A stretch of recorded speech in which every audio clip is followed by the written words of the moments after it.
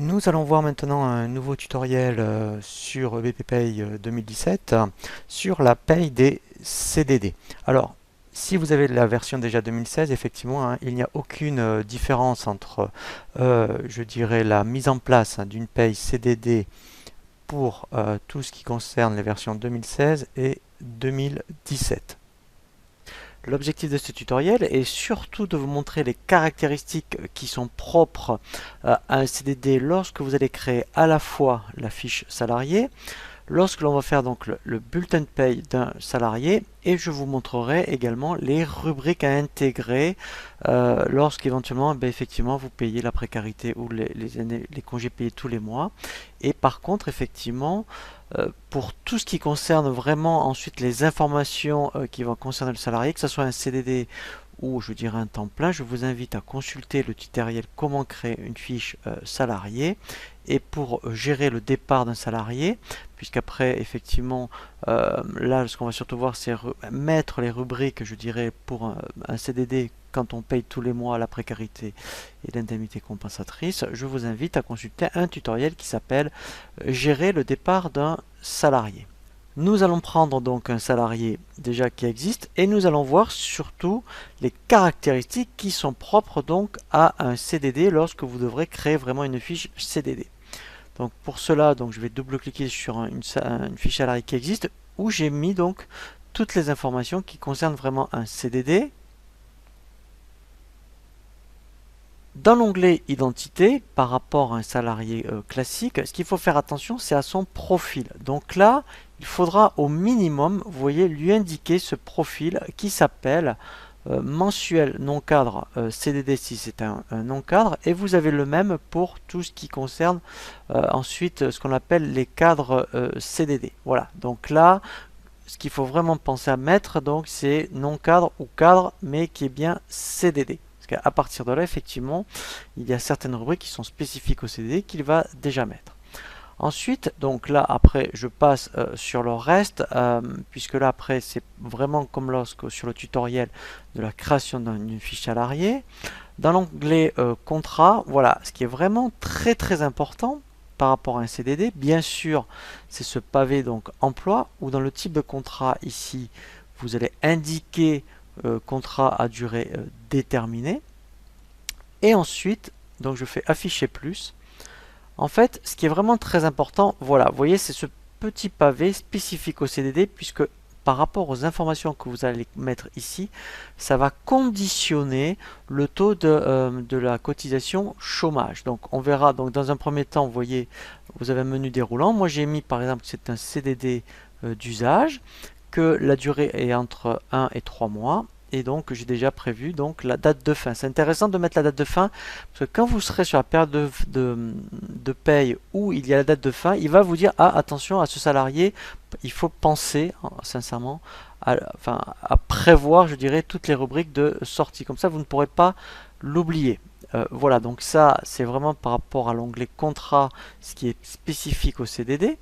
Ensuite, après, effectivement, donc pour tout ce qui est congé payé, donc si vous ne, enfin, entre guillemets, vous ne voulez pas que les compteurs s'incrémentent, dans ce cas-là, vous cocherez ici CP neutralisé. Et comme ça, les compteurs ne s'activent pas et vous paierez tous les mois les indemnités compensatrices de congés payés, voire la précarité. Donc ça, il faudra penser à le cocher.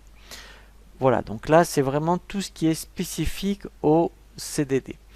Donc une fois qu'on a bien mis ici, vous voyez le profil CDD, donc après effectivement on va faire son bulletin de paye. Donc là c'est vraiment, donc là je vous invite à consulter le tutoriel donc par rapport au bulletin de paye. On fait créer bulletin, donc moi je l'avais déjà fait, c'est pour ça que ici en fait nous allons donc faire maintenant son bulletin de paye. Alors j'avais déjà fait janvier, donc là on va faire février, donc on clique sur le bouton créer, on fait bulletin.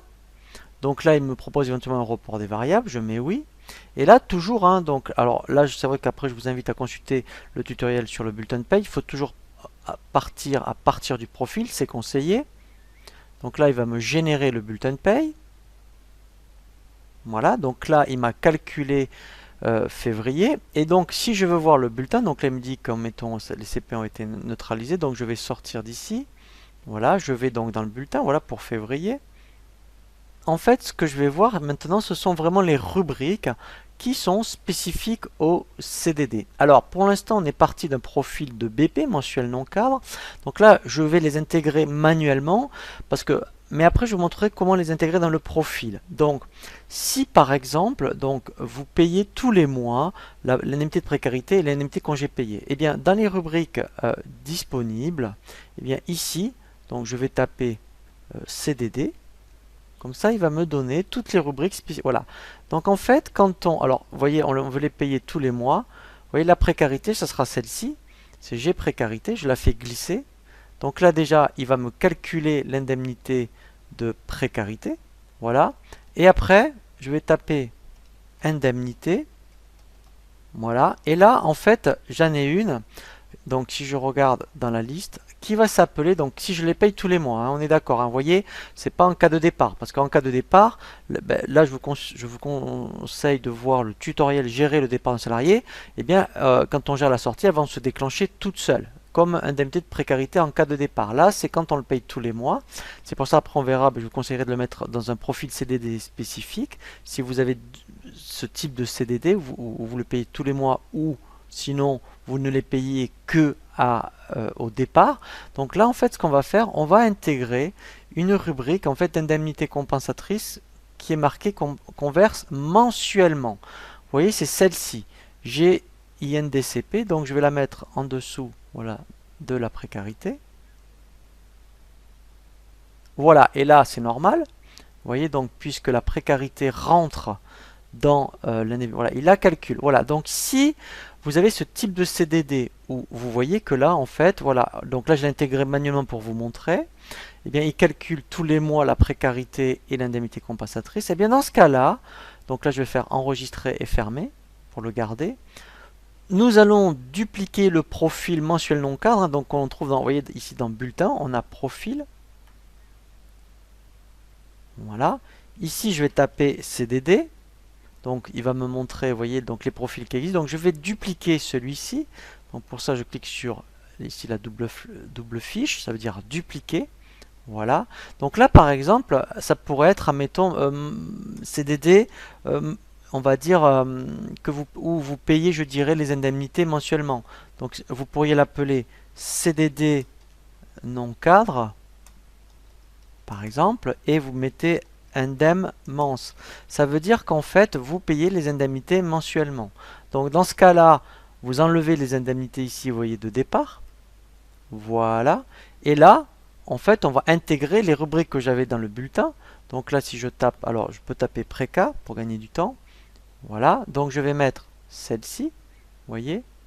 Voilà. Et je vais taper indemnité. Voilà.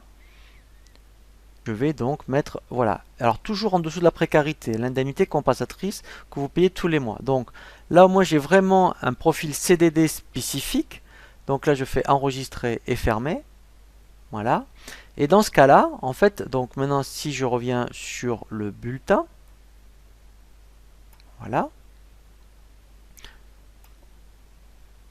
Je vais donc dans voir salarié. Je vais changer son profil. Ici, donc du coup, au lieu de mettre mensuel non cadre, je vais mettre, donc en fait, je vais aller chercher, vous voyez celui-ci. Alors, vous voyez comme il y a un petit dièse, ça veut dire que c'est à moi, voilà. Et donc là, je fais enregistrer et fermer. On va obtenir la même chose, mais là au moins ça sera par défaut. Je fais préparer à partir du profil. Donc il va repartir du nouveau profil que j'ai affecté dans la fiche salarié. Vous voyez, donc on le voit bien ici, mon nom, vous voyez, avec le petit dièse.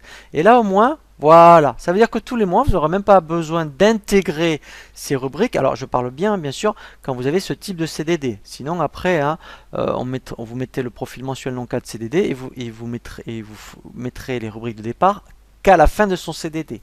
Voilà, donc là au moins c'est première chose. Ensuite, il y a les cotisations chômage. Donc, vous voyez qu'ici, par défaut, voilà, donc là, quand on est en CDD d'usage, par exemple, voilà, c'est 4,5. Si je change dans le pareil, je vais faire exprès d'en voir salarié. Donc ça, c'est pour ça que c'est très important.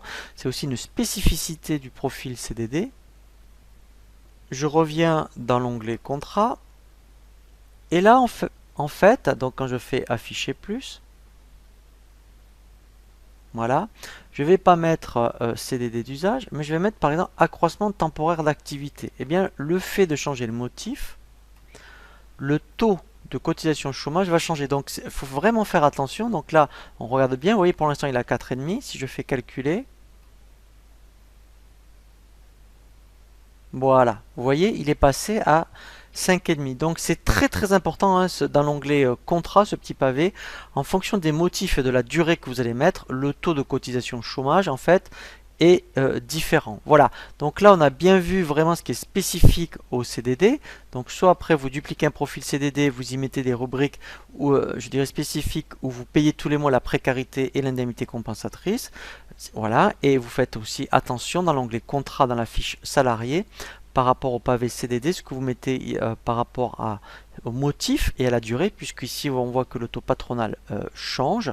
Sinon après effectivement, eh bien ça sera comme quand c'est un CDD, admettons si vous payez qu'à la fin de son CDD, eh bien la procédure en fait, hein, que ce soit un CDD ou un CDI, vous verrez, ça sera la même chose. Donc là, dans ce cas-là, je vous invite à consulter, gérer le départ d'un salarié.